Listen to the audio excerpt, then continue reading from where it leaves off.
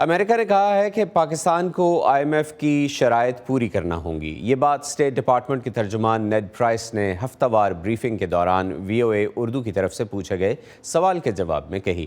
اس بارے میں مزید بتانے کے لیے ارم عباسی ہمارے ساتھ اسٹوڈیو میں موجود ہیں۔ ارم، پاکستان کو IMF سے درکار قرض کی اگلی قسط کی تاخیر کے بارے میں نیڈ پرائس نے مزید کیا کہا؟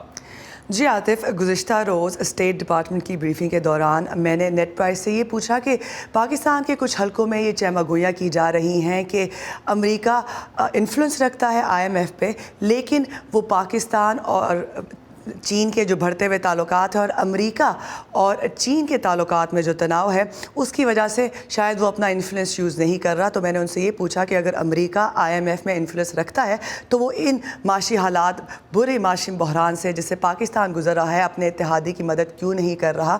اس پر ان کا کیا کہنا تھا، یہ دیکھتے ہیں۔ بالآخر IMF کی اس فنڈنگ کا راستہ کھولنے کے لیے اقدامات ہمارے پاکستانی ہم منصبوں کو ہی کرنے ہوں گے۔ ہم پاکستان کی حوصلہ افزائی کرتے ہیں کہ وہ IMF کے ساتھ کام جاری رکھے، خاص طور پر ان اصلاحات میں جو پاکستان کے کاروباری ماحول کو بہتر بنائیں گے۔ ہمیں یقین ہے کہ ایسا کرنے سے اور IMF کے خیال میں اب بھی اس سے پاکستانی کاروبار مزید مسابقتی ہو جائیں گے اور پاکستان کو بہتر سرمایہ کاری کو اپنی جانب راغب کرنے میں بھی مدد ملے گی۔ لیکن سرمایہ کاری سے زیادہ اہمیت ٹیکنالوجی کی ہے۔ مارکیٹ کے ساتھ روابط اور انتظامی نظام ہیں جن کے ساتھ غیر ملکی سرمایہ کاری آتی ہے۔ وہ پاکستانی کمپنیوں کی شراکت داری کی مسابقت کو بہتر بناتے ہیں، جو معاشی ترقی کو ہوا دیتے ہیں، جس سے روزگار اور گھریلو آمدنی میں اضافہ ہوتا ہے۔ ہم سمجھتے ہیں کہ اس راستے پر گامزن رہ کر اور ضروری اقتصادی فیصلے کرنے سے اور عالمی برادری اور یقیناً امریکہ کی مدد سے پاکستان پائیدار ترقی کی راہ پر گامزن ہو سکتا ہے۔ ارم، نیڈ پرائس نے پاکستان کو درپیش سیکیورٹی اور سیاسی چیلنجز کی بھی بات کی، اس بارے میں مزید بتائیے۔ جی عاطف، میں نے ان سے گزشتہ روز یہی پوچھا کہ پاکستان ایک جوہری طاقت ہے، اسے سیاسی چیلنجز کا سامنا ہے، معاشی چیلنجز کا سامنا ہے، اور ساتھ ہی ساتھ انتہا پسند حملوں میں بھی اضافہ ہوا ہے۔ تو امریکہ میں پاکستان کے مستقبل سے کے حوالے سے کتنی پریشانی پائی جاتی ہے، اس حوالے سے ان کا کیا کہنا تھا، یہ دیکھتے ہیں۔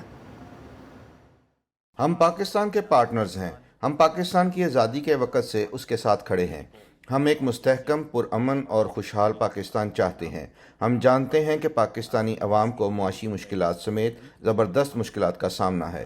ہم ایسے طریقوں کی تلاش میں ہیں جن سے پاکستانی عوام کی تعمیر نو اور اقتصادی شراکت داری کو مزید گہرا کرنے کے لیے مدد کر سکیں، جو کئی دہائیوں سے امریکہ سے ہیں۔ ہم اپنے پاکستانی پارٹنرز کے ساتھ مل کر کام کر رہے ہیں۔ بلا شبہ پاکستان عالمی مالیاتی اداروں IMF کے ساتھ بھی کام کر رہا ہے تاکہ خود کو پائیدار ترقی کی راہ پر گامزن کر سکے۔